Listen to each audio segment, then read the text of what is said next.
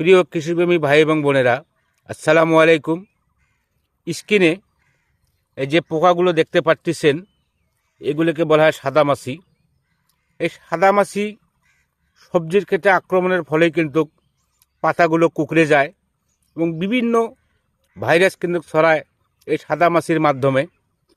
তাই চিনে রাখুন যে আসলে সাদামাছি আসলে কোনগুলো। এগুলো পাতার উপরের অংশে থাকবে না, পাতার নিচের অংশের দিকে কিন্তু থাকে।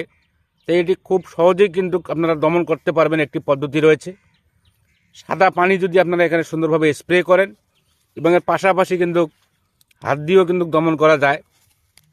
তারপরেও যদি আপনারা দমন করতে সম্ভব না হয়, তাহলে অবশ্যই ইমিডাক্লোপিড গ্রুপের কীটনাশক প্রতি লিটার পানিতে 0.5 মিলি হারে এবং স্প্রে করার সময় যে বিষয়টি অবশ্যই খেয়াল রাখবেন, যেহেতু পাতার তলদেশে পোকাগুলোর আক্রমণ হয়, তাই অবশ্যই স্প্রে নলটি নিচ দিয়ে সম্পূর্ণ ভিজিয়ে স্প্রে করার চেষ্টা করবেন।